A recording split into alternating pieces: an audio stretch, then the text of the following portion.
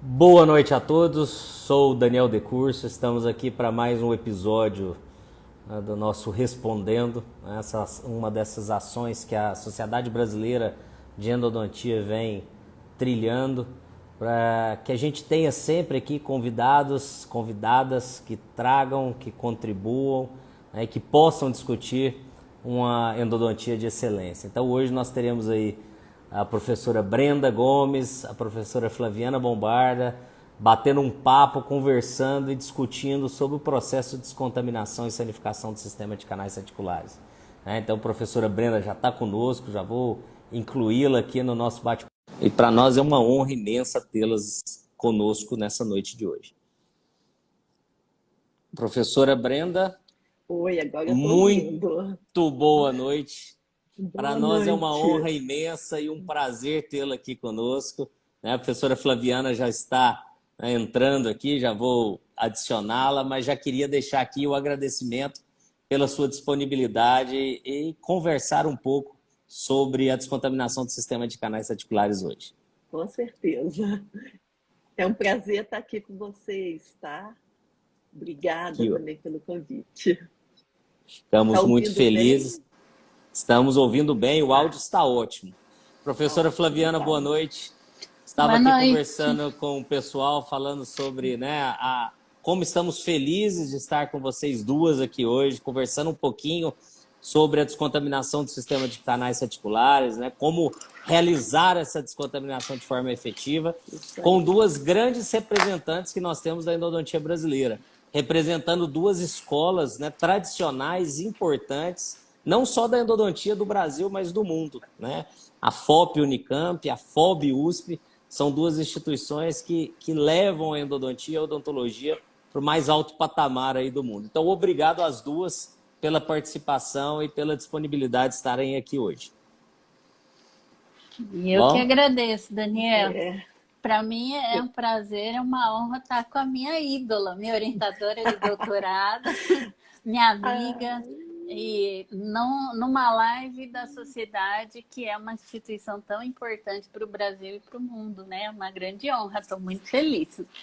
e Essa é uma claro, das... para mim também, né? Desculpa, para mim também, é claro, né, gente? Porque estar aqui conversando live na SBN, não é com vocês, né? Receber esse convite e poder conversar é muito bom. Então, muito obrigada mesmo a toda a organização, direção da SBN pelo convite.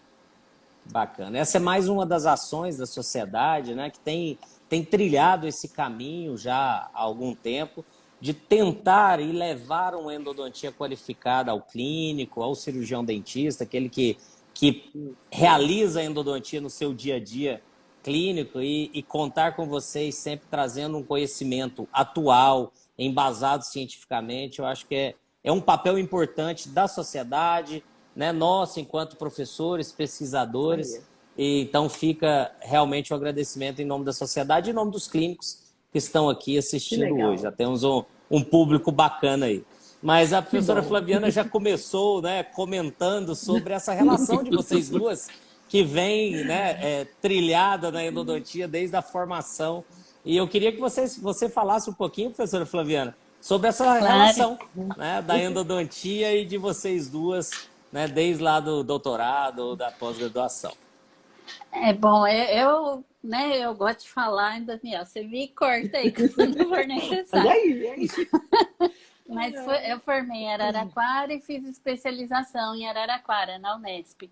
Na especialização, eu tive aula com o professor Mário Leonardo e o professor Jaime Leal, que era um paizão, né? E o professor Mário Leonardo sempre falou dos anaeróbios, e o professor Jaime falava que ele ficava em êxtase. E a partir daí eu comecei a me interessar por bactéria.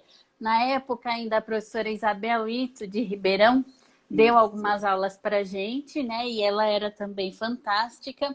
Então, aquela coisa da microbiologia ficou, né? E depois o Renato Leonardo me deu o tema do TCC, de sucesso, na verdade, a tese do Sjögren, lá da Suécia, de sucesso e fracasso. Na sequência, eu passei no mestrado aqui em Bauru, Aí trabalhei no mestrado aqui na microbiologia, sob orientação do professor Brandão, da Endo, daqui de Bauru, o professor Sérgio Torres, e a professora Odila, que é outra ídola que eu tenho, assim, maravilhosa de conhecimento. E terminei o mestrado aqui, eu fiz tudo in vitro, né? Aí eu quero mais, quero trabalhar com micro-organismos. Procurei a professora Isabel, ela não pôde, e daí nisso a Brenda estava lá já em Piracicaba e produzindo, que a gente via em SBPQO e tal. Daí eu fui lá. E ela me recebeu super bem, o professor Francisco também na época. Isso. E desde então, assim, a Brenda tem sido maravilhosa comigo, em termos de oportunidade, de ajuda. Quando a gente fica naquela transição lá, final de doutorado, que não sabe para onde vai. Aí eu dava aula na Unip, depois aqui em Bauru, depois comecei a dar aula em Londrina, fiquei 7 anos em Londrina. E a Brenda sempre me chamava para a banca de tese, né? E com isso, assim, a gente foi... ela foi me ajudando, porque a gente vai aumentando conhecimento e tal. Então, eu tenho muita gratidão. Hoje em dia, a gente vai para os congressos junto e aí a gente gosta muito de conhecer, né? Acho que é a coisa do pesquisador, aí conhecer a fundo as coisas. Então, a gente vai para todo canto, né, Brenda? Tenta conhecer o máximo. Isso aí, Flaviana. E vamos tocando assim, a amizade aí firme e forte, e eu só tenho a agradecer. Ai, que legal. E, gente, não esquecendo, né, que eu e a Flaviana, acho que nós conhecemos desde 2000, não é isso, Flaviana? Isso, Assim, eu fui para em termos de- Piracicaba. Você foi para Piracicaba, né? E o que é legal, que a Flaviana também trabalhou com cães, trabalhou com endotoxina, usando dentes de cães, né? Então foram trabalhos bonitos que a gente desenvolveu na época, usando aquele modelo animal e usando a endotoxina, né, Flaviana? Que até hoje Sim. é uma linha de pesquisa que a nossa equipe, né, desenvolve, né? E que deu resultados importantes na tese da Flaviana. Mostrou, gente, aqui, conversando um pouquinho só da tese, que 200 microgramas de enotoxina já era capaz de ter abscessos, né, Flaviana, com perda do elemento dentário em pouco tempo, não precisando da bactéria em si para causar todo esse dano periapical. Então, faz tempo esse nosso trabalho, né, essa nossa amizade, e os trabalhos, né, mostrando o papel da endotoxina, que também iniciou com a Flaviana, em cães, lá na FOP. E, claro, né, a gente participa de todo esse desenvolvimento da Flaviana, torcemos sempre, que o sonho dela era ficar em Bauru, mas teve uma longa caminhada até chegar a isso. Isso mostra que ela também não desistiu, como ninguém deve desistir do sonho, da docência, né? De estar numa escola de excelência, porque tudo isso é o que move a gente, né? O professor, né? Então, esse desejo, essa dedicação é o que nos move, né? E isso a Flaviana também mostrou, e que seja um exemplo também de dedicação, de garra, de querer ir atrás dos sonhos, né? Então, é isso que eu fico feliz de ter participado da formação da Flaviana e de tantas outras pessoas que nos procuram também lá na Unicamp. Então, essa parceria foi muito legal, da USP e com a Unicamp, né? E é isso que eu tinha de falar dessa relação entre eu e Flaviana, né? Mas vocês sabem, pode falar.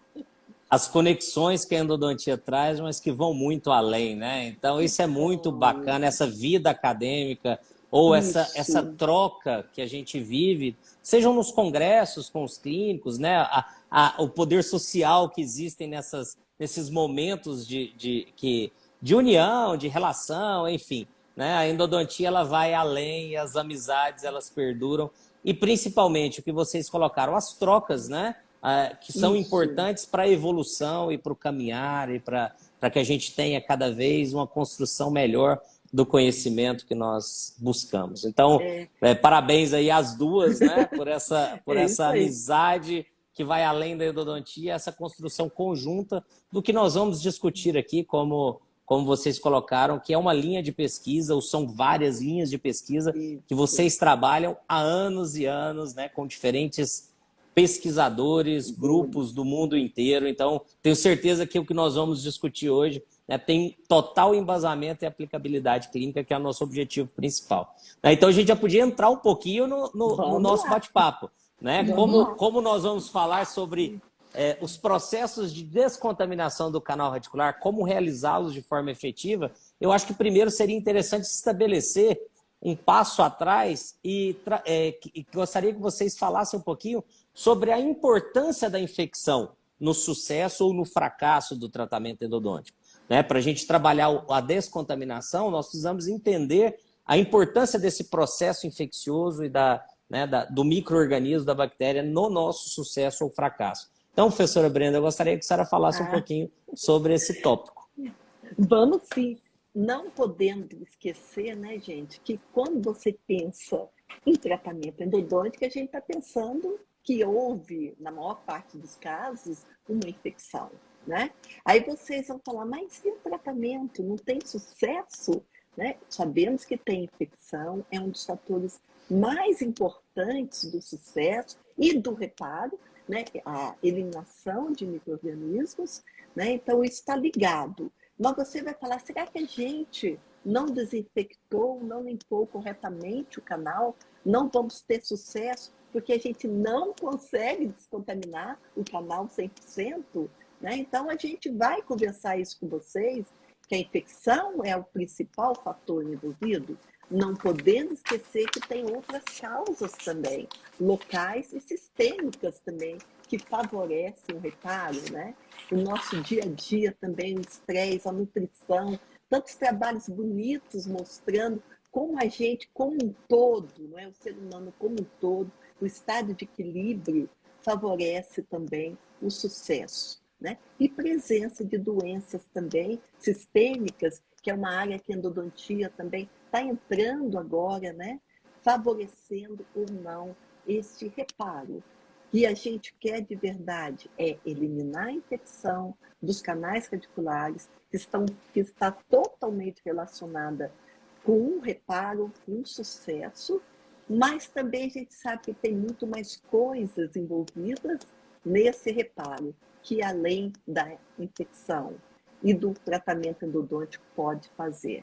Então, e não esquecendo, como nós vamos discutir tudo, que também a gente não deve deixar de pensar que, apesar de você ter eliminado tudo, esse tratamento, esse dente tem que estar bem restaurado para evitar essa microinfiltração, que no final você vai falar, não reparou por quê? Porque deixou micro-organismos ou você não reparou porque infiltrou mais micro-organismos? Então, tenho certeza que é isso que nós vamos debater, né, Flaviana? Sobre a importância da desinfecção, que tem tudo a ver com sucesso, que tem tudo a ver com o reparo periapical e a manutenção da saúde global do indivíduo. Quer complementar, professora Flaviana? Sim. Então, essa linha de pesquisa, né, que a professora Brenda leva e que eu também, né, segui os passos e tal, eu acho que é muito, muito importante, porque a gente vê muitas vezes pessoas confrontando, é pesquisador, é clínico, e são duas coisas que têm que andar juntas, né? Então, eu costumo falar assim, que a gente precisa conhecer o patógeno. A partir do momento que a gente conhece o patógeno, vê onde que ele está nessa anatomia complexa dos canais radiculares, a gente vai poder conhecer melhor a doença e a partir do momento que a gente conhece a doença, a gente pode elaborar uma terapêutica adequada para ter êxito, né? Então, é uma inter-relação muito próxima. E a gente gosta da biologia, não dá para pensar em endodontia sem biologia, né?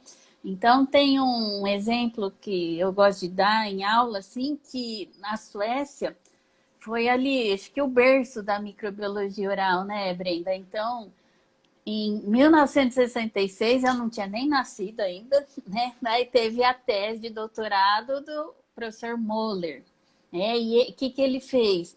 Ele elaborou, pesquisou diversos meios de cultura para micro-organismos anaeróbios. Ele já estava antevendo, ele estava olhando lá na frente, que a boca é um ambiente predominantemente anaeróbio, né? Então, o Moller, em 66, fez essa tese que viabilizou a cultura de micro-organismos. 10 anos depois veio o Sandkvist, que comprovou 90% da microbiota endodôntica é anaeróbia estrita. 10 anos depois, em 86, veio o Bistrom, que fez trabalhos com instrumentação, verificando a remoção de micro-organismos de acordo com o tratamento, instrumentação, irrigação, medicação e tal. 86. Em 96, daí foi a tese do Sjögren, né, que avaliou sucesso e fracasso em endodontia. Então, relacionando os casos de fracasso, né, cisto, reação de corpo estranho, mas principalmente a microbiota envolvida. Então, em 40 anos, eles construíram uma trajetória, né, que partiu lá da pesquisa básica e chegou no sucesso endodôntico. Então, essa inter-relação entre a pesquisa básica e o que a gente vai fazer na clínica é muito grande, né? A gente está na universidade, então, tanto eu quanto a professora Brenda e todos os professores, né? A gente desce ali para a clínica, a gente está exercitando, a gente está sentando no mocho, a gente está exercitando diagnóstico, vendo o que tem aquele paciente e qual é a melhor terapêutica, o melhor tratamento, né? Então, essa conjunção aí é muito importante, né? E nos deixa mais encantadas ainda quando a gente vê umas coisas, vê as bactériazinhas crescendo no laboratório, né? Imaginando que é aquilo que está lá na clínica também, né? Então, é uma linha muito bacana. Mas por isso que eu Fantástico. falo, Flaviana, não pode esquecer que as bactérias estão presentes neste canal. E a gente, como profissional, tem de saber que estão presentes, tem de saber das nossas limitações e temos de dar o melhor tratamento possível, né? Envolvendo todos os aspectos que nós vamos discutir hoje sobre irrigação, instrumentação, né? Medicação, que é as armas que a gente tem contra uma anatomia que está presente e contra uma bactéria que você sabe que está lá, né? Então, é isso que é importante, né? Perfeito, perfeito. Se a gente estabelece, então, como vocês colocaram, uma relação direta entre a presença do micro-organismo, né, o nível ou grau de virulência desses micro-organismos, com o sucesso ou com o fracasso do tratamento, né, e pensarmos em etapas de descontaminação, eu queria fazer uma pergunta muito clara para vocês. Dentro do que nós temos hoje, do estado da arte da endodontia, com todas as armas que nós temos disponíveis, é possível eliminar completamente, ou num ponto de vista, né, mais filosófico, esterilizar o sistema de canais reticulares, imaginando bactéria e anatomia interna? Professora Flaviana. É praticamente impossível, né, Daniel? Isso é conhecimento geral, assim, que esterilizar não tem como. É só na autoclave mesmo, e uma autoclave bem regulada, né? Mas, assim, a pesquisa aí, junto com a clínica, caminha no sentido de melhorar os procedimentos para que a gente possa minimizar esse conteúdo, essa carga microbiana que está dentro dos canais. Então, o tipo de trabalho que é o topo da evidência são os trabalhos clínicos, como a professora Brenda faz, né? Eu estou conduzindo um aqui e é bem difícil, né? É difícil contar com o paciente, com retorno e tal. Mas a gente tem uma boa experiência, tenho experiência com trabalhos clínicos também, na minha época de Londrina, né? Que a gente trabalhava mais com cariologia, inclusive. Mas aqui em Bauru tem feito muito trabalho in vitro. E um complementa o outro, porque a hora que a gente trabalha com in vitro, eu consigo isolar os fatores que estão ali naquele local. Então, eu consigo determinar quais bactérias eu estou colocando, né, para ver que antimicrobiano eu vou colocar sobre elas ou não. Eu vou testar uma substância, eu testo não só a substância toda pronta, como ela vem, mas eu testo o veículo dela, né? Para quê? Para a gente conhecer cada parte que está relacionada com essa problemática toda. E depois, lá no trabalho clínico, a gente tem isso tudo fechado. Mas é importante, assim como na cariologia, né, que eu trabalhei bastante, a cárie é uma doença multifatorial. Não adianta eu pensar, vou arrumar uma vacina contra Streptococcus mutans, que é o principal agente etiológico da cárie. Elimina o mutans, vai haver cárie do mesmo jeito, porque outras espécies vão fazer o biofilme cariogênico. Então, da mesma forma, a endodontia, né? É uma doença, a endodontia não, a doença endodôntica, né? É uma doença multifatorial. São vários fatores que contribuem para que aquilo se estabeleça daquela forma, que se formem lesões periapicais e tal. Né? Então, os estudos in vitro nos ajudam a isolar alguns fatores para a gente pensar em hipóteses e aí caminhar para o trabalho clínico, que é a maior evidência. Né? Então, sim, a gente tem uma metodologia de contaminação intratubular, né, que a gente desenvolveu aqui, com microscópio confocal, que a gente vê bactérias vivas e mortas de acordo com os corantes verde e vermelho. Cora de verde, a viva, e a morta, cora de vermelho. Então, a gente faz os tratamentos in vitro e coloca lá uma substância ou agita com ultrassom, fica tudo vermelho. Elas morrem todas. Então, quando a gente vê essas imagens, eu consegui 100% de eliminação. Só que eu estou no nível do in vitro, né? Então, a gente caminha para achar dispositivos que matem o máximo possível. Mas na clínica não tem como a gente saber, né? Então, é de degrau em degrau, assim como o pessoal da Suécia lá que ficou 40 anos trabalhando, né? Naquele contexto, né? É isso. Agora é minha vez, Flaviana. Legal o que você falou, mas concordo que clinicamente a gente sabe que a gente reduz muito, não muito, é interessante que a gente reduz.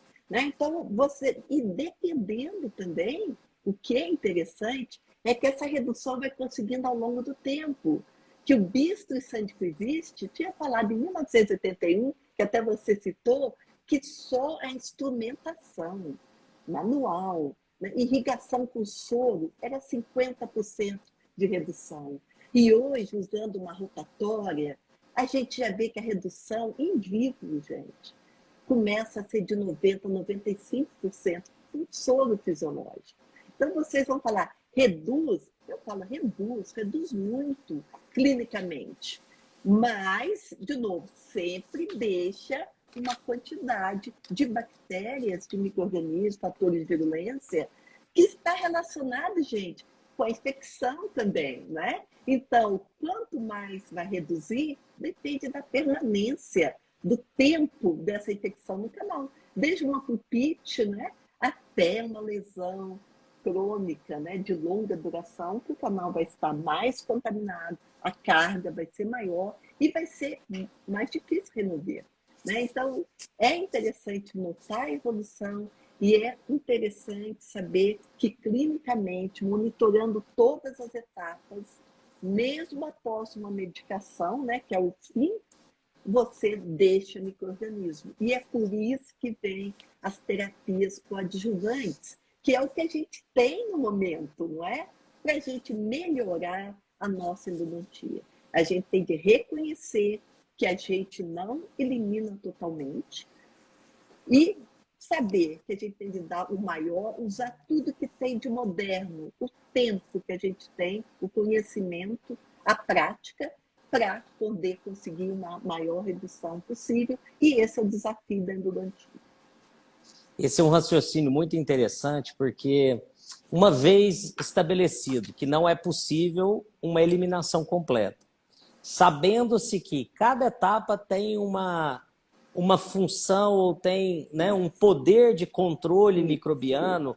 Então, a somatória dessas etapas vão nos trazer um resultado mais satisfatório, próximo, às vezes, do ideal. Né? E torna-se até uma covardia do operador, do dentista, do endodontista, transferir toda a responsabilidade de um controle microbiano para um único instrumento, para uma solução irrigadora ou para medicação intracanal. Né? Então, é preciso entender que a endodontia ela é realizada em etapas e que a somatória dessas etapas vão trazer um resultado, né, melhor para o paciente, que é o nosso objetivo final. Né? Levar o melhor protocolo, o melhor atendimento para aquele paciente. E aí, até falando em protocolo, quando vocês relatam, né, vocês duas colocam aí, que existem diferentes níveis de infecção, diferentes tipos de patógenos, nós temos infecções primárias, infecções secundárias, infecções de longo tempo, né, formação de biofilme ou não. Então, também não podemos ter um protocolo único para todos os atendimentos. Então, eu preciso entender a situação, entender o meu... Algum dos colegas comentou aqui, eu preciso conhecer o inimigo para poder enfrentá-lo de forma correta. Né? Houve um comentário aqui. Então, é importante que nós, enquanto clínicos, estudemos, né, as patologias, os micro-organismos que habitam o sistema de canais reticulares, para que a gente utilize as melhores armas para combatê-los. E aí é o que eu queria entrar com vocês agora, dentro dessa construção e dessas etapas da endodontia. Né? Nós vamos falar de cada uma delas. E vamos começar pela etapa que normalmente o endodontista coloca toda a responsabilidade, que é a etapa de preparo e instrumentação. Né? Então, queria, professora Brenda, que a senhora falasse um pouquinho sobre isso. Qual o papel da instrumentação, dessa etapa clínica de preparo dentro do processo de descontaminação? Isso.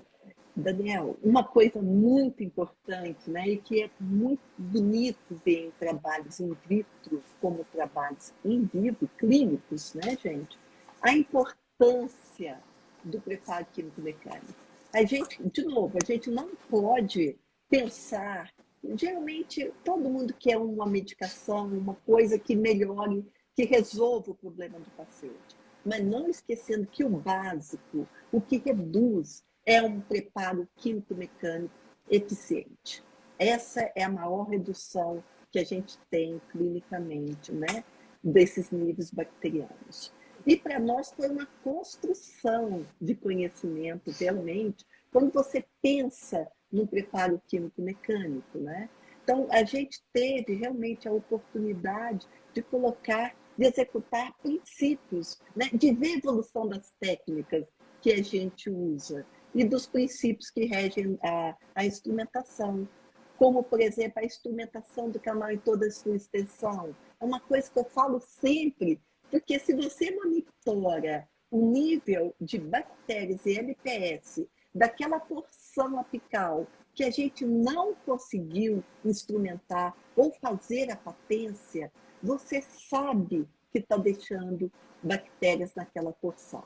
Então, para a gente, como princípios de instrumentação, é instrumentar em toda a extensão, é ter uma patência o tempo todo, buscar a patência apical, sabendo que aquele canal que a gente não tem patência, clinicamente é um que deveria anotar na sua ficha, não teve patência, porque você sabe que pode ter uma região apical cheia de delta, onde você não conseguiu instrumentar e irrigar adequadamente, né?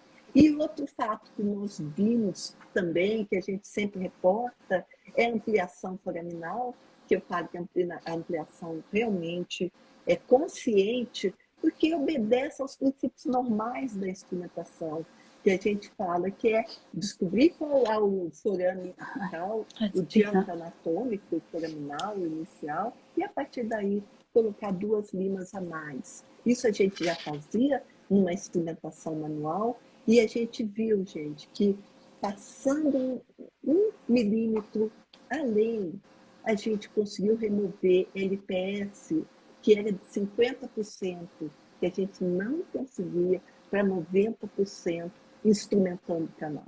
Então, assim, é observar durante todo o seu tratamento essa limpeza desse canal, em toda a sua extensão. Então, a gente tem vários artigos mostrando essa limpeza, o poder realmente dessa instrumentação, né? Então, neste momento, eu estou falando muito da instrumentação como se, do preparo químico-mecânico como um todo, irrigando com antecedência realmente muito este canal, para que depois, se realmente, dependendo daquelas situações, você não conseguir fechar o canal, e você coloca a sua medicação intracanal. Mas ninguém pode colocar uma instrumentação, uma medicação, uma obturação como sinônimo que você está limpo o canal, porque nós sabemos que o importante realmente é esse preparo químico-mecânico, é bem efetivo. E claro, né, gente, falando em irrigação, que é uma linha que a gente desenvolve junto com a instrumentação, eu falei muito do solo, né? Que você dividir por 50%, 90% hoje em dia, com a instrumentação rotatória, você elimina bactérias com solo fisiológico, né? Mas não se esqueça, gente, que é um sistema de canal radicular. Então, eu não preciso usar uma substância química auxiliar efetiva. Claro que você precisa, que você está considerando também não apenas a remoção do debris que está na luz do canal, mas uma ação de uma substância química auxiliar efetiva que pode atingir bactérias naquelas regiões que o seu instrumento não consegue atingir, né? Então, este papel de um preparo químico-mecânico, uma redução muito grande de micro-organismos, é uma coisa fundamental para o tratamento endodôntico. Agora, eu também não deixo de esquecer, gente, que a gente vê muito, até nas clínicas, durante... gente, não adianta você instrumentar bem o canal se o seu acesso não foi bem feito.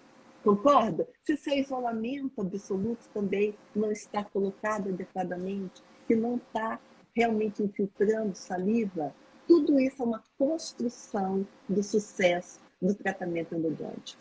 Porque o isolamento mal feito, uma restauração defeituosa que não foi eliminada, durante a irrigação está levando material contaminado para dentro do canal.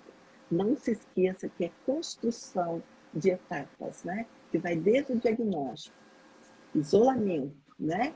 E abertura coronária adequada para você, então, fazer uma instrumentação adequada e depois uma obturação adequada e depois restaurar esse dente.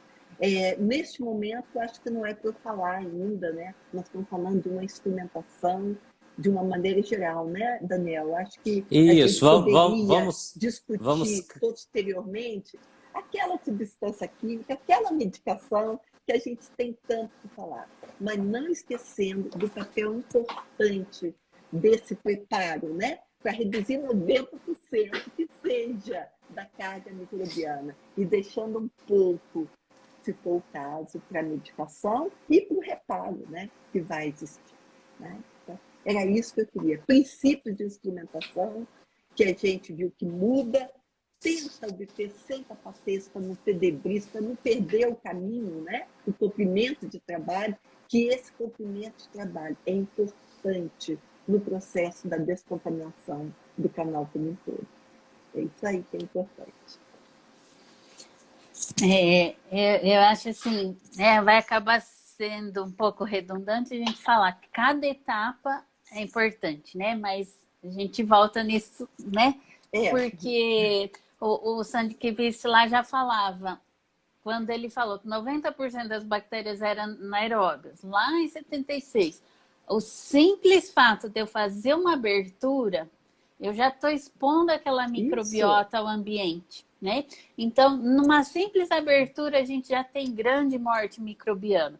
Só que é lógico que não é suficiente. Então, todas as etapas subsequentes serão importantes. Agora, existe a tendência de uma coisa comercial, tipo Gentle Wave, né? Que quem não ouviu falar ainda é uma máquina caríssima, né? Que utiliza somente a irrigação em alto fluxo e grande volume de irrigante, tentando tirar a instrumentação da endodontia. E acabou de sair um trabalho do Ronald, né, o Ronald Zapata, né, que fez a pós aqui em Bauru, inclusive está nos Estados Unidos, trabalhando com Gental Wave. E ele comparou o Gental Wave, que é puramente irrigação, né, com alto volume e fluxo, comparou com uma instrumentação, com instrumento, acho que foi rotatório, se não me engano, né, o que seria convencional. E o que ele viu? Fazendo, contaminando dentes e fazendo coletas. Ele viu que o Gental Wave foi pior, tá? O professor Emanuel postou aí no Instagram, né, essa semana. Daí eu fui ver o artigo e o Gental Wave perdeu. Ou seja, a gente precisa instrumentar de fato, porque as nossas limas raspando aquelas paredes contaminadas vão tirando fatias de dentina contaminada. Quanto mais eu tirar, melhor para eliminar a bactéria. É lógico que eu não vou deixar a paredinha fina, né, da dentina, mas o quanto eu puder tirar, vou ter uma descontaminação mais eficiente por conta dessa etapa que seria a parte mecânica, né, do preparo, né, a instrumentação. Né? Então, a parte que fica de contaminação mais profunda em túbulos e ramificações, quem vai tirar são as substâncias químicas, que vem na próxima pergunta, né, Daniela? Que é os irrigantes e a medicação intracanal, né? Mas essa parte da dentina próxima à luz do canal principal tem que ser de fato removida. E eu fiquei feliz de ver esse trabalho aí que saiu agora no International Endodontic Journal. Não que eu não tenha nada contra o Gental Wave, mas é um troço caríssimo em que o intuito é cobrar caro por um produto para facilitar a nossa vida. Daí eu acho que até caminha um pouco pela preguiça, né? Desculpem aí o termo, mas não é fácil, né? Endodontia você tem que tempo para fazer adequadamente. Não existe solução milagrosa. Parecia que esse Gental Wave veio aí para revolucionar. Se desse certo, maravilha, a gente adere, perfeito. Mas, pelo jeito, não vai funcionar como uma instrumentação mecânica com as limas e tal, que a gente está acostumado. Até pela necessidade de remoção de biofilmes, estabilização, né, desses biofilmes formados. Então, a ação mecânica ela é importante.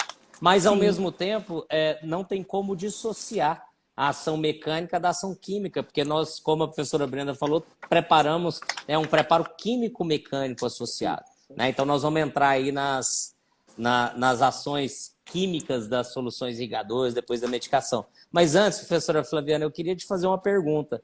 Né? Nessa etapa de preparo, de desestabilização de biofilme, né, de modelagem, nós temos, tanto referente à instrumentação em si, quanto à própria irrigação, a possibilidade de extrusão de micro-organismos, né, da própria bactéria ou dos seus subprodutos. Então, existe uma relação da extrusão desse conteúdo contaminado com o sucesso do tratamento? Isso é um tema assim, que a gente tem trabalhado e é um pouco controverso, né? Mas todo mundo tem medo que eu vou instrumentar, vou passar, vou jogar raspa, ou vou irrigar, vai ultrapassar esse irrigante. Então, é algo que tem que ser mais discutido na endodontia. Teve um trabalho da Fernanda Pape, muito interessante, que ela fez em ratos e colocou lá a dentina contaminada e não contaminada, né? Então, tentando elucidar como é que funcionaria isso. A única questão ali é que o rato tem um metabolismo super alto, né? Então, é muito legal o trabalho, perfeito, lindo, mas eu não sei se dá para a gente extrapolar diretamente. É aquela coisa da pesquisa, que é feita em etapas e demora alguns anos para a gente ter uma resposta mais correta, né? Eu acho assim que a questão da extrusão, num primeiro momento, num paciente saudável, não causaria tanto problema, mas não tem como a gente saber se aquela pessoa está imunodeprimida, tem algum comprometimento sistêmico. Se essa bactéria cai na corrente sanguínea, pode ir parar em algum lugar. Caiu no sangue, essa bactéria é marcada para ser fagocitada muito rapidamente. Mas se eu empurrar muita bactéria, isso pode me causar um problema. E a gente ouve falar tanta coisa mal da endodontia, né? Que foi parar bactéria no cérebro, no não sei o quê, né? Então, quer dizer, é algo ainda que a gente tem que esclarecer melhor com muita pesquisa. Tem o pessoal que trabalha com essa linha de problemas sistêmicos, né? Como o Luciano, lá de Araçatuba e tal. Mas é algo que a gente tem que levar muito em consideração. Então, a princípio, tudo que a gente fizer, eu acho que a gente deve procurar uma menor extrusão, né? Então, por exemplo, a gente fez já alguns trabalhos publicados já, a gente tem um que é da Maricel, que é minha doutoranda, que ela fez a comparação, publicou na BOR, o ano passado, comparando sistemas mecanizados, reciprocante e rotatório. Não teve diferença, né? Então, isso já é legal, porque orienta a clínica, eu posso usar um ou outro, vai instruir o mesmo tanto. Teve o outro que a gente fez, que está numa revista aí, já faz quase um ano, né? Que está demorado, né? Mas que a gente avaliou uma ou duas agitações com PUI e calibre do instrumento, com reciproc 25 ou alargando até o reciproc 40. E o que a gente viu, com maior diâmetro, eu tenho menos extrusão. Porque o maior diâmetro possibilita o refluxo e a eliminação daquelas raspas que eu estou gerando de forma mais eficiente. Eliminando raspas, está eliminando bactéria também, né? Então, é algo que a gente tem que se preocupar. Teve uma outra mestranda minha também, a gente já mandou para a revista, que ela comparou CU e PU em diferentes momentos, tal, né, a Jéssica, e a CUI foi melhor porque descontaminou mais o sistema de canais sem haver muita extrusão. Agora, uma coisa muito interessante do trabalho da Jéssica, quando ela viu extrusão, foi que ela avaliou o volume de material extruído no micro-CT, na tomografia. Pouquíssimos dentes mostraram material extruído. Assim, tinham dentes que não apareciam nada. Outros, um volume de material extruído muito pequeno. Porém, esse mesmo material, né, por uma metodologia aí mais complicada, a gente levou para fazer cultura. E o que a gente viu? Não apareceu material extruído na tomografia, mas tinha bactéria viável crescendo. Então, mesmo que eu acho que não está extruindo, eu estou jogando bactéria, né? Por mais que os sistemas mecanizados, eles tragam para cima, né? Mas sempre a gente corre o risco. Então, nesses trabalhos de extrusão, a gente procura minimizar, né? Então, aí, Brenda, até vou abrir um parêntese aqui muito rapidamente, que a gente tem conversado com o professor Carlinhos, né? O Carlinhos Spironelli, que ele está com um inserto novo. Ele pediu para a Brenda testar, pediu para a gente testar, o professor Sal, acho que o Emanuel também. E a gente fez um piloto, sexta-feira agora, né? E o que a gente viu? Só um piloto, poucos dentes. O dispositivo dele é como se fosse um Endovac, que é uma pressão negativa, então que aspira lá embaixo, lá no nível apical, aspira lá embaixo, e ao mesmo tempo faz a agitação ultrassônica. É bem legal, é um troço novo, ele está fazendo uma forma que fique barato, né? Mas o que a gente viu? Em termos de descontaminação, a gente comparou com o PUI. Parece que ficou igual.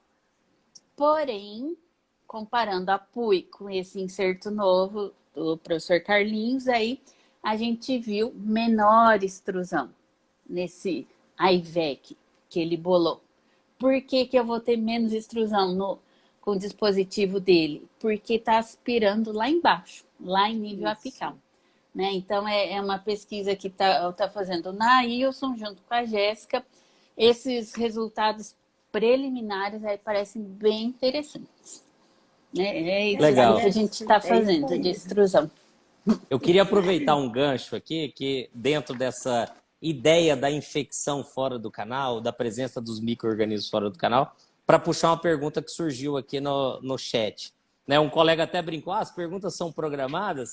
Eu abro também um ponto, porque nós recebemos essas questões e as dúvidas quando a gente abre as caixas de pergunta. Então, eu já convido a todos que mandem suas perguntas com antecedência, que a gente faz a síntese dessas perguntas para que o nosso bate-papo flua melhor. Né? Então, nos próximos bate-papos, já fica o convite para que vocês enviem para a SBN as perguntas. A gente faz uma síntese dos assuntos mais pedidos para que os nossos grandes professores, pesquisadores, clínicos, que são os nossos convidados, possam responder. Mas, professora Brenda, queria aproveitar esse gancho, e uma das perguntas que surgiu é se existe infecção extraradicular. A senhora que conhece tanto da microbiota endodôntica, se pudesse falar um pouquinho sobre essa, né, infecção extraradicular. Sim, existe. Tanto é que uma infecção muito comum extraradicular é o abscesso apical duro, né? Que saiu da região do canal radicular e foi para a região apical. Isso é uma infecção que todos nós conhecemos. Eu tenho certeza que uma outra que estão falando, que podem pensar, é o biofilme, né? Que o biofilme está presente.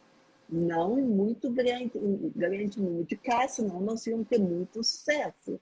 Mas um biofilme pode acontecer na região externa do dente. Principalmente, a gente sabe que tem umas bactérias gram-positivas muito resistentes, que conseguem sobreviver naquele ambiente periapical, muito conhecido actinomyces, né? Actinomicose. Então, esses formam um biofilme apical de difícil, que a gente não consegue, porque biofilme, né? Falou muito bem, é instrumentação, é remoção mecânica até o momento, né? Então, até o Gentle Wave também não conseguiu remover ainda o biofilme, né?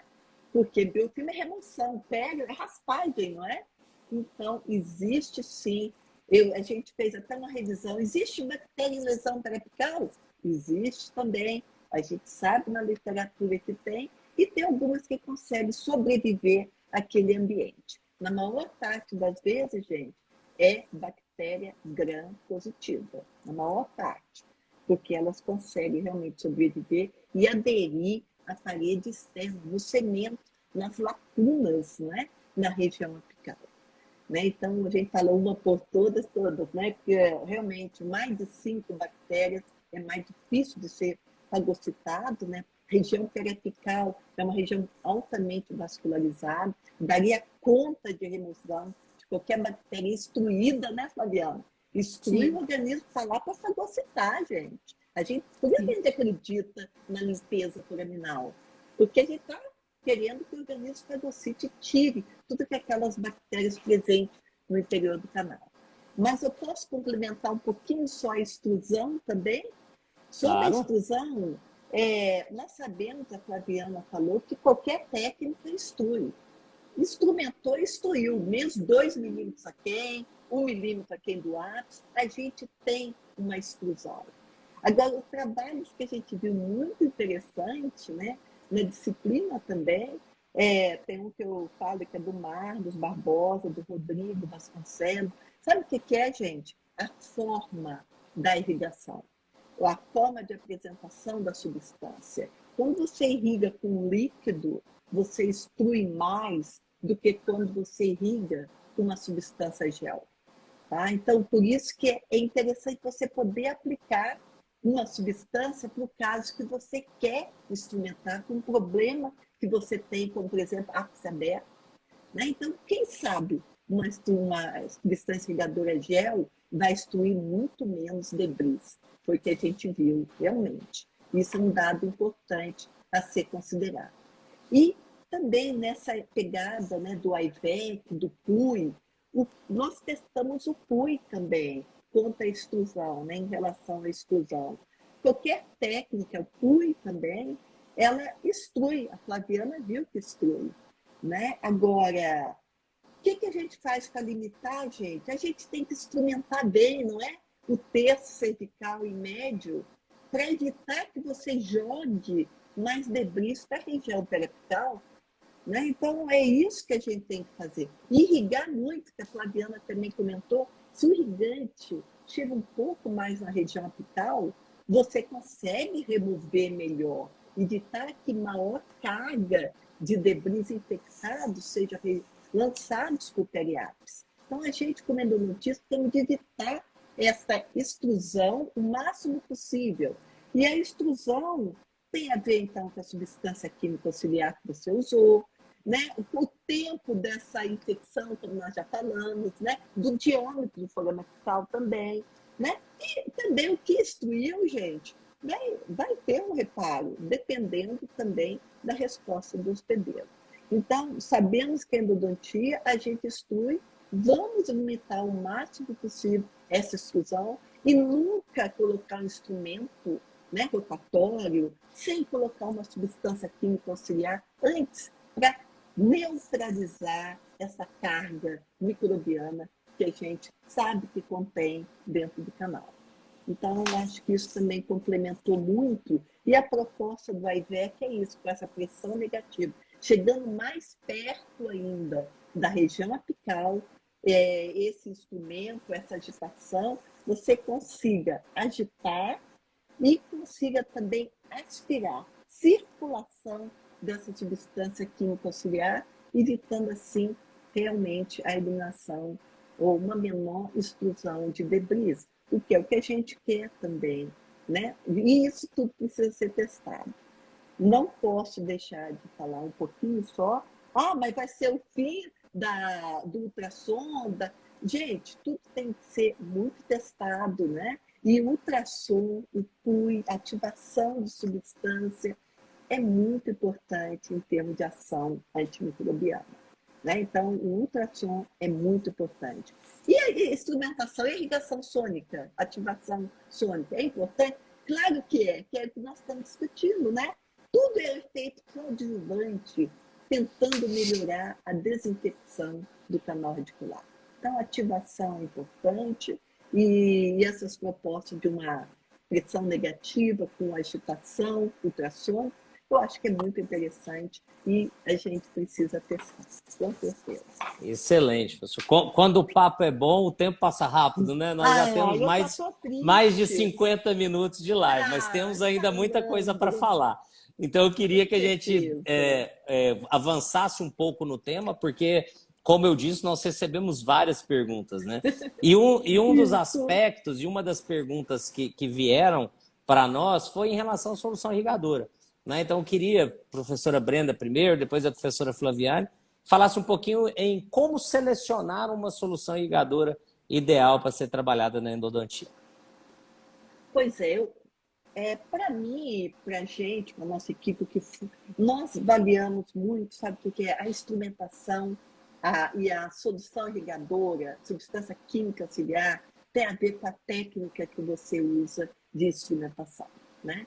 Então, eu falo que nós é uma escola que desenvolveu, que lançou o uso da clorexidina gel como substância química auxiliar, justamente para a gente poder instrumentar o canal em toda a sua extensão, com ação antimicrobiana, sem preocupação de extruir, né? Visto que tudo que é substância irrigadora é inerente a essa extrusão pela região apical, né?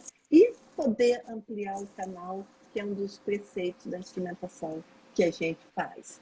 Então, essa busca foi muito bonita, né? Que começou quando a Flaviana chegou. Ela também foi uma, junto com o professor Caio, que usou a clorexidina, né? Testou a clorexidina, buscando justamente isso, agir o mais rápido possível, que a nossa endodontia tem de ter uma substância química auxiliar que tem uma ação rápida, substantividade, né? Dura muito tempo dentro do canal a sua ação, né? E você também consegue evitar essa extrusão de debris, porque o debris fica em suspensão e você consegue eliminá-los mais através de uma irrigação. Então, foram teses e teses, começando com o professor Caio Ferraz, testando tudo que é ação antimicrobiana.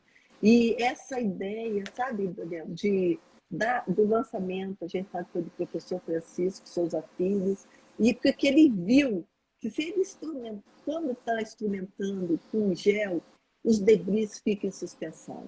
E é por aí, mas o gel não pode ser qualquer um, tem que ser realmente solúvel em água, porque tudo que a gente coloca dentro do canal tem que ser eliminado. Qualquer substância química que nós queríamos ter tempo de conversar, não sei, nós já estamos começando a substância química, mas qualquer substância química que a gente coloca dentro do canal deposita e precisa ser eliminado. Então, os clínicos, o que eu falo desse desenvolvimento, qual substância química auxiliar, óleo floremecal, o ápice aberto, que precisa ser limpo em toda a sua extensão, tem risco de extravasamento, você associa assim, eu posso usar essa substância, que eu vou ter efeito favorável, que não vai irritar o periápice, né, caso haja extravasamento. Né? Então, é associação. Eu uso hipoclorito. Tudo bem, gente, você pode usar hipoclorito, mas por que você também não irriga, não remove esse hipoclorito com uma água destilada, um soro, e depois você usa o EDTA, remove com soro. Para quê, gente? Para evitar deposição, restos químicos que podem aderir à parede do canal. Então, essa questão de associação de substâncias químicas é uma coisa importante que pode, essa redução de uma possível microinfiltração da parede do canal, porque você colocou uma substância que não é removida com água e que pode, no final, prejudicar essa esmirleia com o tempo, pode prejudicar a adaptação do seu material do furador, deixar bolhas no canal e com isso tem infiltração bacteriana naquele local. Então, o meu desenvolvimento sobre substância química auxiliar, existem várias, a gente usa muita clorexidina 2%, que tem, e que uma coisa boa para quem está assistindo, gente, tem ação até na presença de exudato, por exemplo. Se vocês sabem que o hipoclorito neutraliza, assim como o hidróxido de cálcio neutraliza na presença de matéria orgânica. E a clorexidina libera ainda, tem ação. Então, não vou fazer apologia da clorexidina, porque eu sei que a 2% tem a mesma ação do hipoclorito a 5,25, só com um pouquinho menos ação contrária, né, desfavorável na região periapital, caso tenha extravasamento.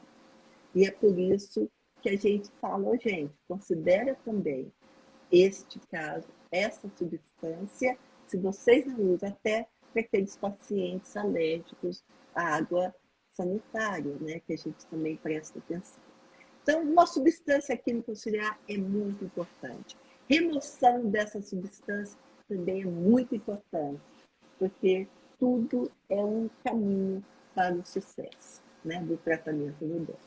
Então, quis ser bem sumarizado nesse sentido e mostrando para vocês que uma evolução de uma linha de pesquisa leva tempo, né? Tem que ter realmente avaliação clínica e ao longo dos anos a gente tem. Porque a gente fala que a endodontia é mais tranquila se você não tem medo de um extravasamento de uma substância que você pode realmente limpar a região apical, alargar, limpar, né? Fazer o alargamento foraminal e você não tem medo de extravasar. Então, eu sempre penso, olha aí, gente, regeneração, ápice aberto, tem problema de extravasamento? Você não tem o IVEC ainda? Você pensa realmente que a clorexidina é uma opção muito boa de substância química auxiliar. Né? Então, eu não poderia deixar de falar sobre isso. Né? Então, bom, só com relação à agitação, né, concluindo, né, o que a gente falava da agitação ultrassônica, seja PUI ou CUI, né? O trabalho lá da nossa Isso. aluna foi feita também na região cervical. Isso foi uma ideia do Capelli, né? A gente que tem tido dificuldade em conseguir dinheiro para pesquisa, né? Os órgãos de fomento estão bem, né? Difíceis, né? Isso, conjuntura aí nacional e tal. As parcerias com as empresas aí têm nos ajudado bastante. E quando a gente fez o trabalho que a gente agitava 2 vezes com a PUI, tinha maior extravasamento, maior extrusão, o Capelli sugeriu, faz na região apical, né? E é o trabalho da nossa aluna que está em vias de ser publicado, né? Só para complementar, faltou falar isso. Bom, com relação aos irrigantes, às substâncias químicas, quando eu fui para Piracicaba, assim, eu achei muito legal, porque eu vim de Araraquara para Bauru, já teve mudança em vários paradigmas, vamos dizer assim, né? A gente abre a mente, a gente questiona conceitos, e quando eu fui para Piracicaba, a mesma coisa, né? Então, foi muito importante para a gente refletir, né? O que eu considero melhor e tal. E todo mundo sabe das diferenças, né? Da escola de Piracicaba para Bauru e Araraquara. Né? E tem umas diferenças bem grandes, né, Brenda? Mas isso a gente nunca... Não. É uma relação de respeito, né? E eu acho que quem melhor definiu isso, Brenda, foi a Maraísa. Uma vez a gente estava não sei em qual congresso, e tinha outro professor junto, falar porque tem que, né? A clorexidina, não sei o que, não sei o que lá. E a Maraísa, ela falou de uma forma que eu achei perfeita. Cada técnica tem que ser casada. Então, se eu vou instrumentar além, eu uso clorexidina, porque vai ser menos tóxica. Ela não é inócua, mas ela é menos tóxica, né? Então, se eu instrumento além, ok, usar clorexidina. Agora, se eu prefiro usar o hipoclorito, eu fico num comprimento um aquém do ápice, que é o que a gente usa aqui em Bauru, Araraquara, Araçatuba e tal, né? Então, como eu tenho essa formação, né? Do Leonardo, até aqui, depois em Bauru, o Dr. Cláudio Bramante, que está aqui todo dia do lado da minha sala, assim, com muita honra, eu tenho ele aqui do meu lado, assim, que para mim é um ícone também, né? Eu acho o hipoclorito maravilhoso, né? Porque, além do... Acho que quanto é efeito antimicrobiano, os dois se equiparam. A professora Odila, da microbiologia daqui de Bauru, que já aposentou, que é uma pessoa assim, que tem um conhecimento absurdo, e trabalhava com cariologia, com periodontia e tal, ela falava assim, a clorexidina é uma droga maravilhosa. E realmente, porque ela é antimicrobiana e ela não causa muito dano, causa menos dano, né? Pouquinho. Que isso é outra discussão, né? Mas, enfim, ela é menos agressiva que o hipoclorito. Por quê? O hipoclorito dissolve tecido. Então, eu não posso deixar que o hipoclorito vá para a região periapical, que vai dissolver tecido periodontal, periapical vai dissolver osso, né? Então, o hipoclorito é para ficar dentro do canal. E aí tem todos os cuidados para a utilização dele.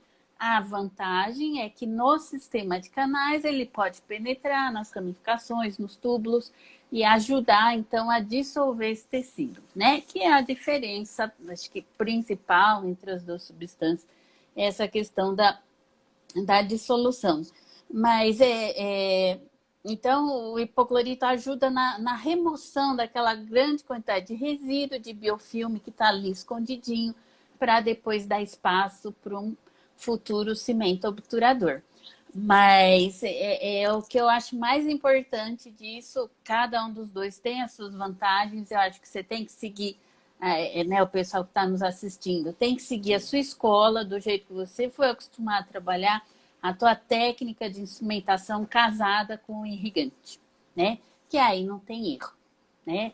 Já se tentou muito, né, Brenda, juntar hipoclorito e clorexidina, o que seria lindo, maravilhoso, mas eles reagem e criam uma smear layer química, um barro dentinário, né? eu estou aqui com a Mirella, minha mestranda, ela trabalhou com isso e viu, né, Mirella, alteração de cor, que mais? Isso. Viu no MEV o tanto de coisa que fica. Então, infelizmente, os dois juntos não dá. Aqui na nossa escola, então, a gente usa hipoclorito para dissolver principalmente componente orgânico e no final a smear layer decorrente da instrumentação será removida pelo EDTA, que vai então retirar a parte inorgânica, né? E no final remove EDTA e pode ser com hipoclorito menos concentrado ou com soro, né? Mas então a conduta seria essa, de acordo com a nossa instrumentação, que fica 1 milímetro aquém do forame. Nós Tentando temos... a gente... Perfeito, nós temos diferentes caminhos para atingir o mesmo objetivo. E a beleza da ciência é essa, né? A nossa área, que é a área da saúde, é uma área biológica, ela não é exata.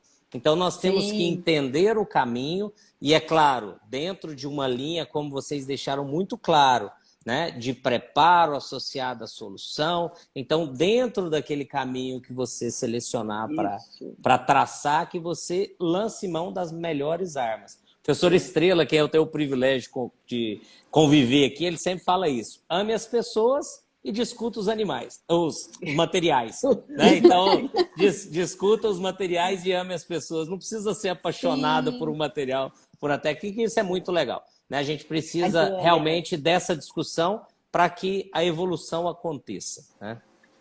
Só um porémzinho, que assim, apesar de a gente ficar um aquém, a gente faz a limpeza do forame, né? Sem alargar. A patência. Isso. Você faz a patência e a gente faz o alargamento. Não esquecendo que é justamente essas diferenças que levam a gente a pensar muito na instrumentação.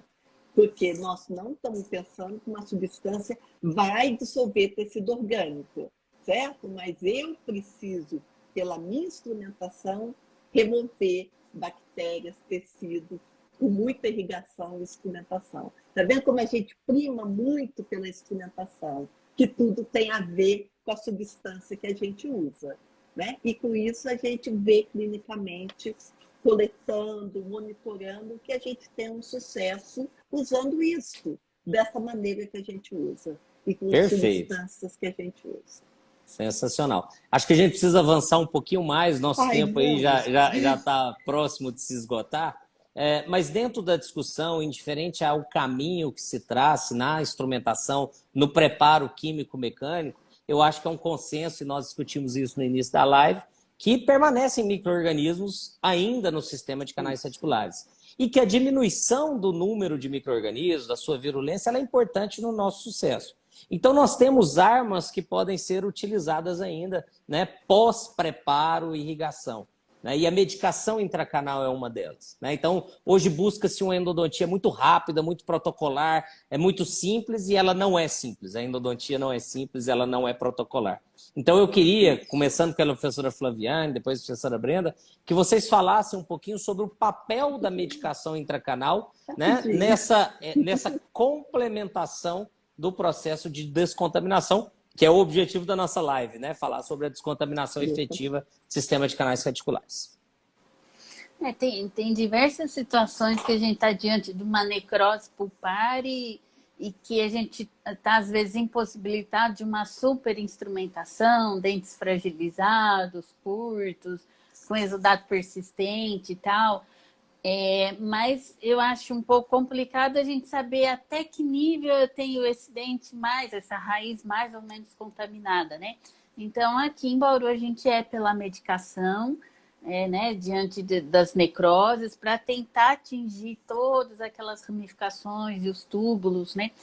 Como a gente desenvolveu metodologia de contaminação intratubular, eu gosto de falar assim que a gente tem uma ramificação ali com em torno de 250 micrômetros, um canal lateral, e a gente tem os túbulos ali em torno de 20 micrômetros, né? Então, se uma ramificação é problema, imagina um túbulo, que é muito fininho, né? E que eu não vou poder remover aquela dentina toda. Então, a questão química se torna importante. pelo irrigante e pelo posterior uso, então, da medicação intracanal. Antigamente existiam os venenos, né, da endodontia e tal, e tinham até sua aplicabilidade, né? Mas é consenso no mundo inteiro da utilização do hidróxido de cálcio. Só que ele é lento, porque ele demora a alcalinizar aquela massa dentinária. É o maior inconveniente dele. Fora isso, eu creio que só tem vantagens, né? Porque é barato, você pode preparar, tem vários produtos comerciais, alcaliniza, matando bactéria, ajudando no reparo do periápse, né? Quando em contato direto, vai ajudar naquele estímulo da formação de uma barreira mineralizada, né? Então, só que muitas vezes essa questão tempo cai naquilo que você falou, né, Daniel? O pessoal está cada vez mais imediatista. E pesquisas até em cães, lá do professor Mário Leonardo, com o Frank Silveira, lá de Minas, né? Eu lembro da tese dele de doutorado, ele via essa questão tempo. Então, o hidróxido de cálcio, para descontaminar essa massa dentinária, precisaria de 15 dias, visto em cortes histológicos, né? 15 dias é muito tempo para o nosso paciente que está querendo obturar o canal e tem que restaurar logo também, né? Para manutenção desse elemento dental. E aí eu acho que a grande solução aí para o bom uso do hidróxido de cálcio, que é o O concurso da medicação, né? Ganha de todas as outras substâncias, veio com a ideia do professor Sal, o professor Marco, que é presidente da sociedade, né? Que foi agitar a medicação de hidróxido de cálcio com ultrassom. Agitando 1 minuto, o que eu faço? Esse ultrassom joga a medicação para dentro dos túbulos e para dentro das ramificações. E a gente teve a dissertação da Laila, né, que a gente orientou, que a gente observou que com 7 dias apenas, uma vez agitada essa pasta de hidróxido de cálcio dentro do canal, com 7 dias eu já tinha um resultado de morte bacteriana dentro dos túbulos, bastante eficiente. A gente publicou esse artigo no final do ano passado. Eu esqueci o nome da revista, que é um nome meio complicado, mas quem quiser depois é só. Eu acho que está, inclusive, no meu perfil aí, esse artigo, né, da agitação da medicação, mantendo essa medicação por apenas 7 dias. Isso foi uma sacada do professor Sal, né, professor Marco. Em 2012 ele publicou com relação ao pH e depois a gente fez o trabalho, então, avaliando essa descontaminação de toda a massa dentinária. Só assim de medicação que eu tenho a falar ainda, assim, que é uma linha de pesquisa que eu adoro, né, um assunto que eu gosto muito, e a gente tem agora mais recentemente tentando buscar soluções para aqueles casos que eu não vou ter tempo de instrumentar naquele dia. Seja para bio, que meu aluno Vitor Feliz está pesquisando, seja para necro, a gente tem outros alunos trabalhando também. É uma situação complexa para quem está no consultório. Eu não tenho tempo de instrumentar hoje. E aí, o que eu faço? Então, a gente tem algumas ideias aqui que eu não posso falar ainda, né? Mas que faz parte aí da linha de pesquisa, que a gente acha que é um nicho aí que está pouco explorado na endodontia. Essa situação, o ideal, como a professora Brenda falou, seria colocar a medicação num canal que foi bem instrumentado.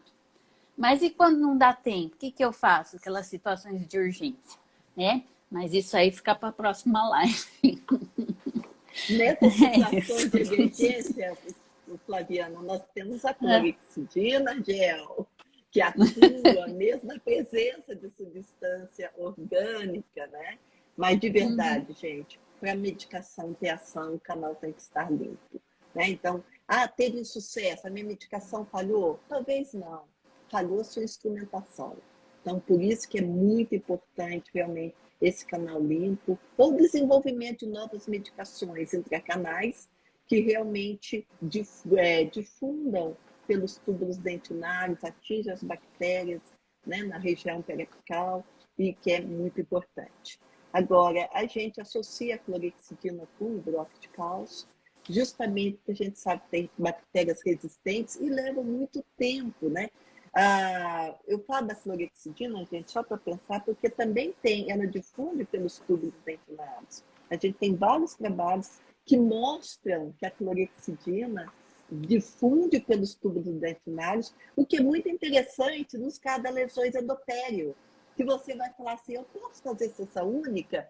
Claro que você pode, mas você não pode favorecer o ambiente periodontal, servir um canal como reservatório de uma medicação, para você tentar mudar a microbiota periodontal presente numa bolsa, por exemplo. Então, a gente pensa também nesse outro aspecto pouco discutido de uma medicação intracanal, que pode favorecer, sim, a mudança do ambiente periodontal, né? Deixando tempo, né, Flaviana? Porque tudo leva tempo. E se você agita essa medicação, como a Flaviana tem vários trabalhos mostrando, essa é muito mais rápida a difusão do hidróxido de cálcio pelos túbulos dentinários. Então, a medicação é uma coisa interessante e que, só para contar, a gente usa principalmente em caso de dentes com abscesso, canais molhados, onde você não vai fazer sessão única, né, gente? Então, em algumas coisas, todos nós temos em comum aqueles casos clássicos que você não vai fechar em sessão única, né? Então, Excelente. Antes da gente entrar no último tópico de discussão, né, apesar da gente ter um monte de pergunta ainda aberta, mas pelo tempo nós vamos ter que direcionar e encaminhar para o final, eu queria fazer primeiro um pedido a vocês duas aqui ao vivo, que encaminhem esses trabalhos mais importantes citados durante a live, e aí eu já vou convidar aqueles que ainda não participam do nosso canal no Telegram, que nós vamos encaminhar esses trabalhos, o PDF desses estudos, no canal do Telegram da Sociedade. Tá? Então tem lá no link na bio aqui, nossa, quem não segue ainda, o Telegram ainda está ativo no Brasil, a gente não sabe se vai ficar durante a eleição, mas por enquanto está ativo, e a gente tem um canal lá que a gente insere esses trabalhos que são discutidos na bio, tá? Então fica o convite para todo mundo aí, quem ainda não segue, que as professoras, eu já peço que me enviem amanhã, quando tiverem aí o tempo, não precisa ser à noite. PDF de uma vez. O PDF para as pessoas lerem os trabalhos e conseguirem esse acesso das revistas que às vezes são pagas. Como é um canal fechado, a gente pode fazer essa divulgação para um grupo seleto, que é o grupo que nos segue lá e participa do canal. Tá bom? Legal. Mas vamos lá, vamos avançar um pouco mais. Falamos da importância do preparo, do uso das soluções irrigadoras, do uso da medicação intracanal nesse processo de sanificação.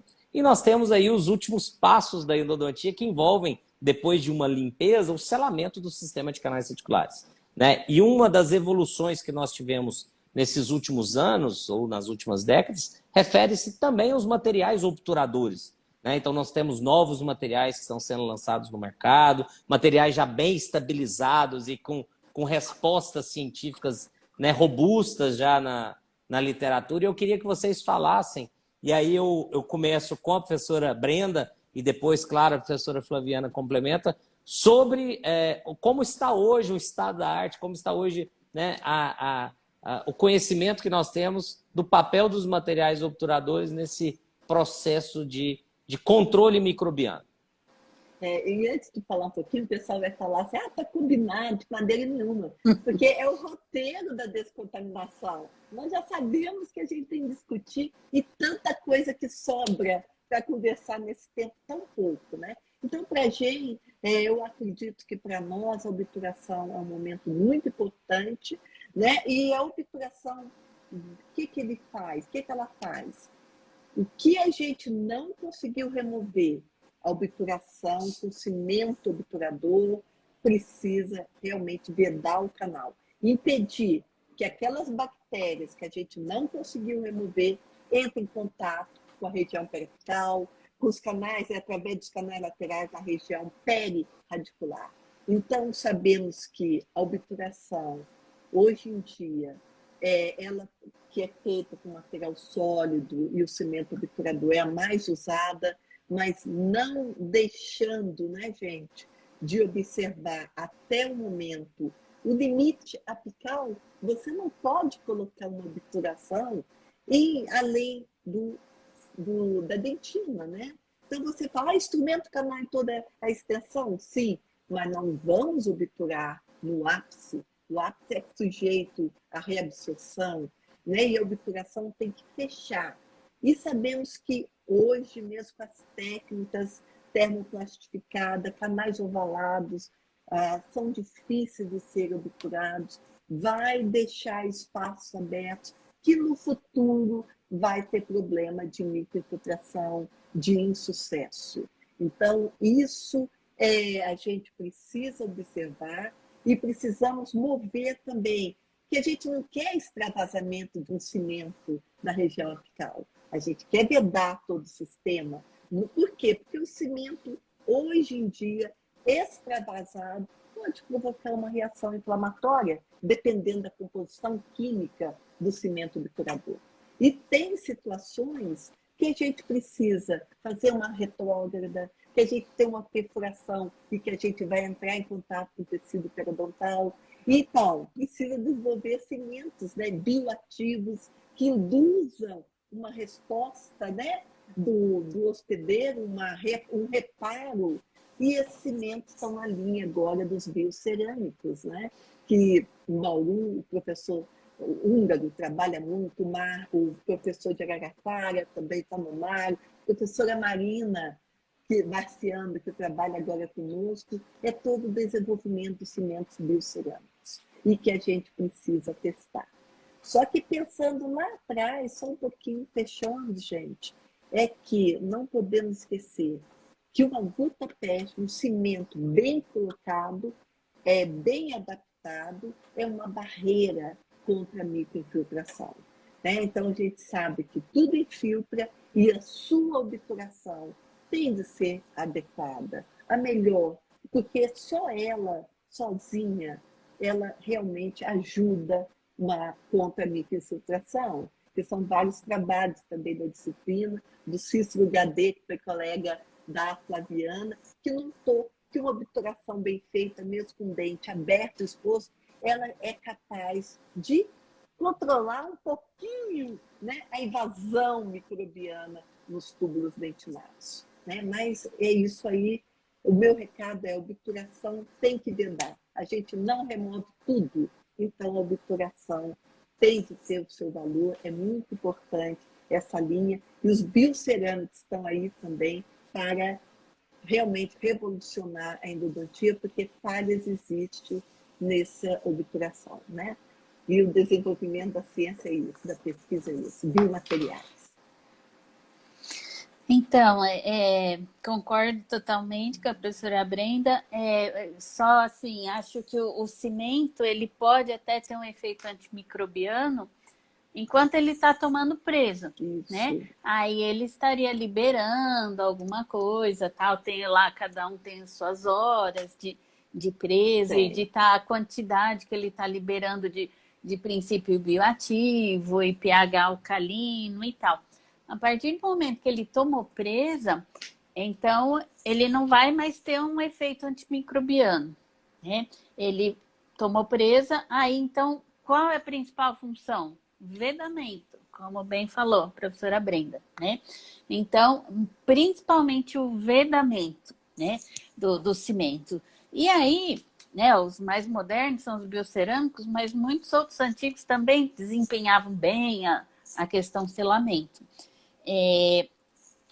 Uma alternativa interessante, que é o trabalho do Murilo Alcaldi, do mestrado dele, que ele agitou o cimento, né, com ultrassom, também o cimento penetrou mais nos túbulos, e aí ele tinha contaminado os dentes antes, pela mesma metodologia que a gente usa, né, e ele observou lá que as bactérias ficavam vermelhas, mortas, né, então agitar o cimento, enquanto o cimento está mole, é legal, né, ajuda a eliminar bactérias que estão ali sobrando, né, que estão ali persistentes, que a gente não conseguiu eliminar com as etapas anteriores.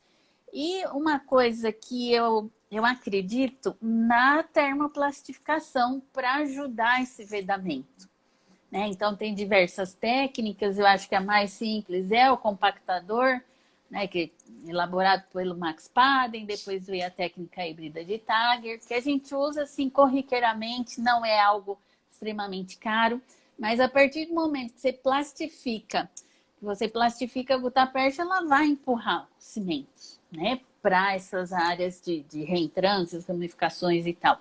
Então, seria legal. E tem o nosso pós-doutorando, ele, na verdade, acabou de acabar o pós-doutorado dele, o Alan. Ele comparou por microscopia de força atômica, ele é físico, eu vi que ele tinha entrado aí, não sei se ele está aí, mas ele tem um microscópio de força atômica lá na instituição dele, e ele estava avaliando gutapercha, plastificada ou não, né? E ele observou, mandou para publicação também, faz aí umas 2 semanas. Ele observou que aqueles discos de gutapercha plastificados retinham, né? Tinha uma retenção menor de micro-organismo, né? De bactéria ali, iniciando um biofilme, né? Uma camada inicial ali de um biofilme, nessa gutapercha que foi plastificada. Então, se reter menos bactéria e ajudar a empurrar o cimento, eu creio que as técnicas, como diria o professor Ivaldo aqui, né, da disciplina, que infelizmente faleceu, as técnicas termoplastificadoras da gutapercha podem contribuir com esse melhor vedamento que a professora Brenda falou. Mas tudo falha, né? Mas tudo falha. Que a anatomia é diferente. Vai tentando por todos os lados, a né? gente, por isso está aí o endodontista, né? Lançar mão Sim. de tudo que é metodologia, novidade, tecnologia, para melhorar o sucesso, reconhecendo que tudo que é técnica é falha. Né? Então, a gente tem que dar o melhor. Né? A nossa proposta hoje foi de discutir um tema extremamente amplo, né? Com muitas variáveis e muitos tópicos a serem abordados. Isso. E eu acho que nós conseguimos, né, trazer os principais aspectos dentro de um processo efetivo de descontaminação.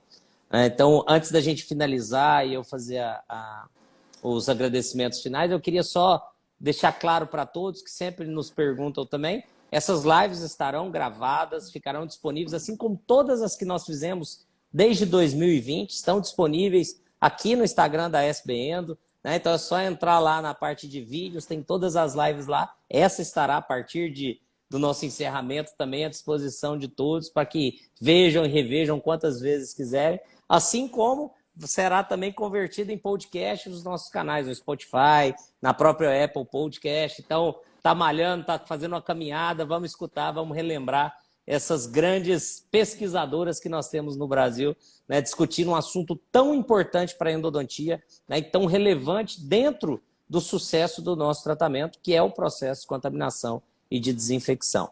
Então, sanificar o sistema de canais reticulares torna-se uma etapa clínica importante e fundamental, né, para o sucesso do tratamento, para oferecer ao nosso paciente um melhor tratamento, que é o nosso objetivo, como a gente sempre traz e discute aqui.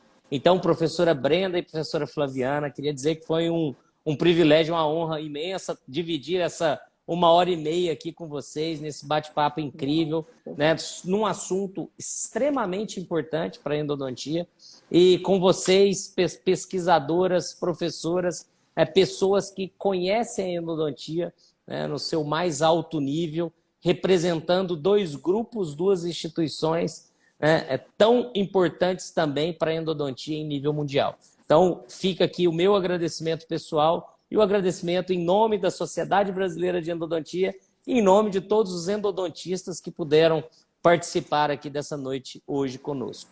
Tá? Então, professora Brenda, professora Flaviana, muito obrigado. Passo a palavra à professora Brenda, depois à professora Flaviana para os agradecimentos finais. Olha, eu que não tenho palavras para dizer a alegria que eu estou aqui de estar com vocês, discutindo com você, Daniel, que fazendo um bate-papo tão gostoso, tá? Muito obrigada. Olha, não pode, nós conversamos tanto, né, gente? A gente não pode esquecer da restauração, que não deu tempo, porque qualquer tratamento endodôntico só vai ter sucesso. Aí volta a primeira pergunta, e o fracasso? Porque não restaurou adequadamente. Né? Nós estamos ligados a vida inteira a esse paciente. porque a restauração também falha, né? Por melhor que sejam os materiais restauradores, eles falham. E falhando, começa o sucesso do endodontista, né, gente? Então, não se esqueça da importância. E do monitoramento, preservação desses pacientes. Que a gente pode falar tudo isso. E cadê? Não viu o paciente, não sabe o follow-up dele, né? O retorno, se teve reparo ou não. Gente, eu estou fazendo uma revisão sistemática com a International Endodontic Journal sobre terapias adjuntas. E o que a gente está vendo? Só para deixar alguma coisa. Que, de verdade, o tratamento endodôntico é muito eficaz. E essas terapias alternativas ainda não alcançaram o grau de sucesso do tratamento endodôntico. Por quê? Porque falta preservação. Vocês não têm número, a gente não tem casos preservados na literatura, publicados, mostrando o sucesso de uma terapia, né? Complementar do ultrassom, da agitação, né? Então, isso está faltando, tá? Eu lanço mão esse desafio. Preservem, para a gente ver e publicar os resultados, para saber se isso, que a única coisa que a gente tem, gente, é essas terapias para aumentar o sucesso, já que eu falei, tudo falha, e a gente precisa de novos materiais de mercado, né? Então, isso que é legal, desenvolvimento de novos produtos. Flaviana, foi um prazer estar aqui com você, dividir esse local, esse lugar, né? E com tanta gente legal, com tanta coisa para perguntar, Daniel. Depois você manda as perguntas para a gente também, se a gente conseguir responder, a gente responde a cada uma das perguntas. E dizer que adorei estar aqui. Obrigada, gente.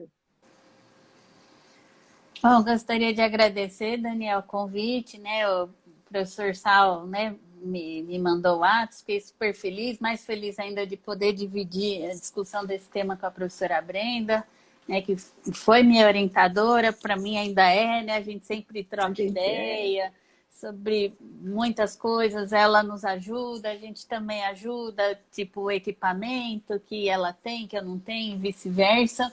Né? A gente está nessa parceria sempre, né, Brenda? E com relação à endodontia, eu acho que o endodontista tem que estudar, atualizar, porque, Brenda, apesar das técnicas falharem, eu concordo com o que você falou. Agora, a endodontia dá muito certo. Mas então, quando vem... então, você acabou de falar isso aí, dá muito certo, né? Mesmo que tenha uma técnica que não seja perfeita, se a gente vê nessas preservações, de modo geral, 90%, né, gira em torno disso. Então, é difícil uma endodontia bem feita dar errado.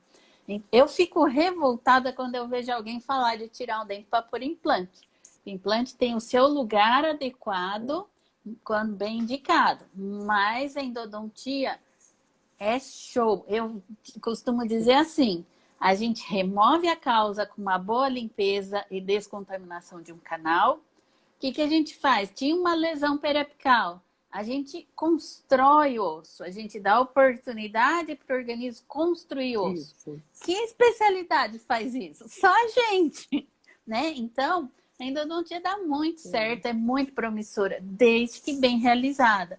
E para isso, cada vez mais mecanismos, dispositivos aí para nos facilitarem, mas a gente não pode ter preguiça de irrigar e nem querer fazer rápido. E tem que se atualizar e estudar, né? Esse que é o recado principal, que se fizer bem feito, a gente não precisaria de muito implante que está sendo feito de forma equivocada por aí, né? E fortalecer a nossa especialidade, né? Mas é isso. Brigadão, Daniel. Você é muito simpático. Obrigado. Né? Conduz muito bem, né? E agradecer a toda a sociedade e as pessoas que estão nos assistindo. Nós que agradecemos mais uma vez, então fica aqui novamente em nome da sociedade o agradecimento às duas por essa disponibilidade, esse tempo dedicado, né, ao avanço da endodontia de uma maneira geral no Brasil, né? Então, muito obrigado mesmo. E fica aqui o agradecimento a todos que nos acompanharam também. Mês que vem teremos mais um Respondendo. Em breve a gente coloca o tema e os nossos convidados. A sociedade ela terá agora novas ações, novas frentes de ações, e também em breve teremos essas novidades sendo divulgadas, tá? Então, um grande abraço a todos e até a próxima. Tchau, gente. Tchau, Brenda. Tchau, Daniel. Tchau, Daniel. Tchau. Tchau.